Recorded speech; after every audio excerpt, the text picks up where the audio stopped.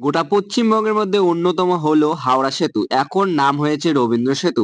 কলকাতা একটি প্রাণ শক্তি, শুধুমাত্র একটি সেতু নয়, এটা শহরের ইতিহাস, সংস্কৃতি এবং লোকজীবনের একটি অবিচ্ছেদ্য অংশ। হুগলি নদীর উপরে নির্মাণ হয়েছিল এই সেতু, কলকাতা এবং হাওড়া শহরকে সংযুক্ত করেছে। 1965 সালে সেতুটির নাম পরিবর্তন করা হয় রবীন্দ্রনাথ ঠাকুরের নামে, রবীন্দ্র সেতু। তবে আজও সাধারণ মানুষের কাছে হাওড়া ব্রিজ বা হাওড়া সেতু নামে পরিচিত।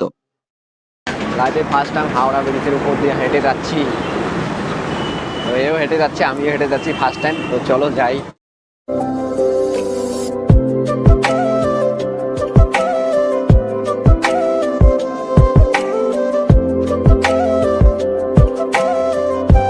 তো ফাইনালি আমরা হাওড়া সিটিতে চলে এসেছি। তো হাওড়া এই যে দেখো রেল স্টেশন, হাওড়া ব্রিজ। আজকের মধ্যে ভিডিওটি এখানে শেষ করলাম। তো কেমন লাগলো অবশ্যই জানাবেন। Tata, bye bye.